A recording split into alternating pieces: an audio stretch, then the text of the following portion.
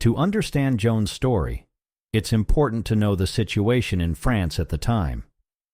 For nearly a century, France and England had been engaged in the 100 Years' War, 1337 to 1453, a struggle over the French throne.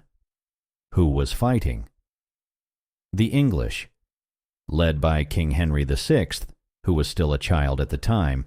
The English had invaded France and claimed large portions of the land. The Burgundians, a faction within France that sided with the English, making them even more powerful. The French, led by the Dauphin Charles, later Charles VII, they controlled parts of France but were weak, divided, and losing hope. By the time Joan was born, much of northern France was under English control, including Paris. The English and Burgundians had declared that Henry VI was the rightful king of France, while Charles VII had not yet been crowned, making his claim weak. Joan was born in 1412 in the small village of Domrémy in northeastern France. Her parents, Jacques d'Arc and Isabelle Romay, were poor farmers. Joan was an illiterate peasant, but she was deeply religious, often praying and fasting. Domrémy was loyal to the Dauphin Charles, but it was frequently attacked by Burgundian raiders, leaving Joan's home region in constant fear. At the age of 13, Joan claimed she began experiencing visions and voices from saints, including Saint Michael the Archangel, the warrior saint who led God's armies, Saint Catherine of Alexandria, a martyred saint known for her wisdom, Saint Margaret of Antioch, a saint associated with purity and faithfulness. The voices told Joan that she had a divine mission. She must help the Dauphin Charles reclaim his throne.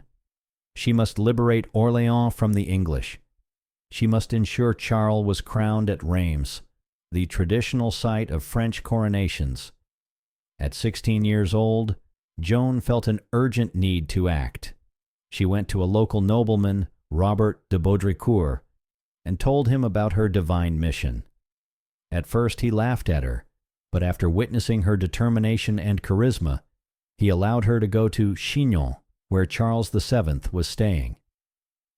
When Joan arrived at Chinon in March 1429, Charles, skeptical of her claims, disguised himself among his courtiers. However, Joan recognized him immediately, even though she had never seen him before. She privately revealed a secret prayer that Charles had made, which convinced him that she was truly sent by God. Still, Charles' advisors were unsure. To test her, Joan was sent to Poitiers, where church scholars examined her for weeks. They found nothing heretical about her, and soon after, Charles gave her armor, a horse, and a banner bearing Jesus' name. By April 1429, the English had been besieging Orléans for 7 months. The French army was disorganized and discouraged. Although she had no formal military training, Joan quickly took on a leadership role.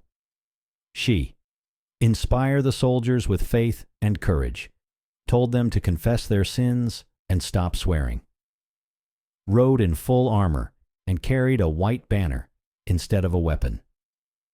On April 29, 1429, Joan arrived in Orléans. Initially, the French commanders were hesitant to follow her, but as soon as she took part in battle, the soldiers were emboldened. During a major assault, Joan was wounded by an arrow, but she refused to leave the battlefield. Instead, she rallied the troops for a final push.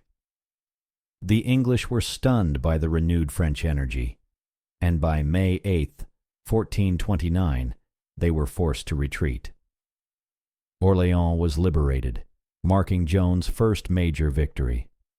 This event was a miracle in the eyes of the French people, proof that God was on their side.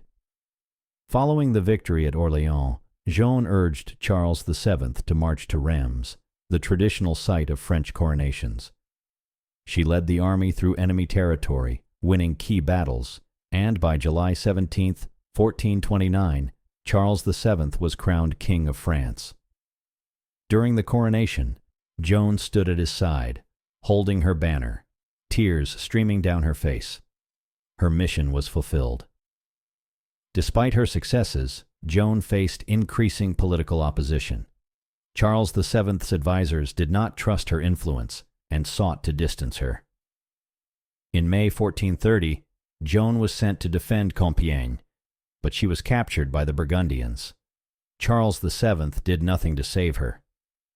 The English wanted Joan dead, but they needed a reason. She was put on trial for heresy, with charges including claiming to hear divine voices, wearing men's clothing, considered sinful, defying church authority. Despite her brilliant defense, she was found guilty.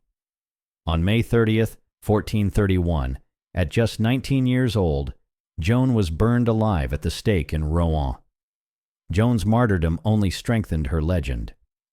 25 years later, her trial was re-examined, and in 1456, the Church declared her innocent. In 1920, she was canonized as a saint by the Catholic Church.